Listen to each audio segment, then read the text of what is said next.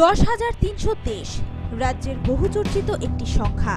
বিগত বেশ কয়েক বছর ধরে এই সংখ্যাটি নিয়ে জোর জল্পনা কল্পনা চলছে গোটা রাজ্যে। অবশেষে সমস্ত জল্পনা কল্পনার অবসান হলো বুধবার। দেশের সর্বোচ্চ আদালত 10,323 জন শিক্ষকের চাকুরি মামলায় বহাল রাখে হাইকোর্টের রায়। মাথায় বাজ ভেঙে পড়ে চাকুরিচ্যুতদের, ফেঁসে যায় রাজ্য সরকার। এদিকে বিরোধীদের সামনে এসে পড়ে বড় ধরনের এক ইস্যু। রায়ের 24 ঘন্টা যেতে না যেতে মাঠে নেমে পড়ে তৃণমূল। সাংবাদিক সম্মেলন ডেকে রাজ্য সরকারকে কাঠগড়ায় দাঁড় করালেন তৃণমূল নেতৃত্বরা। তৃণমূল বিধায়ক সুদীপ রায় বর্মন বলেন, সবকিছু অবৈধ জেনে শুনে 10,323 জনের চাকুরি অনুমতি 10,323 জনের চাকুরির অনুমতি দিয়েছিল রাজ্য সরকার। বিরোধীদের বাধা সত্ত্বেও এই চাকুরি প্রদানের ফলে আজ তার খেসারত দিতে হচ্ছে 10,323 সহ তাদের পরিবার পরিজনদের।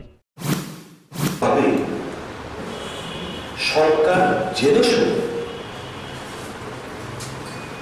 এই লেটার অফ অ্যাপয়েন্টমেন্ট গুলো ছাড়লে আমাদের সতর্ক করার পরেও তাদের যে এই ডিলেটিং এত কাল ধরে চাকরি প্রদান না করার আজকে খেসারত দিতে হচ্ছে এই মাস্টার বাবুরা, যাদের চাকরি সুপ্রিম কোর্ট বেআইনি বলে ঘোষণা করে। তবে চাকুরিচ্যুতদের প্রতি সহমর্মিতা রেখে এই সমস্যা থেকে উত্তরণের পথ খুঁজতে সর্বদলীয় বৈঠক ডাকার জন্য রাজ্য সরকারকে আহ্বান জানান তৃণমূল নেতৃত্বরা।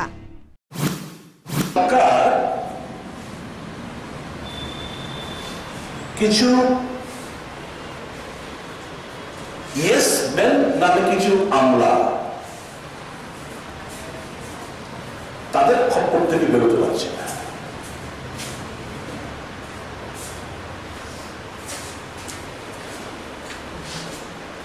সরকার, as a responsible opposition party,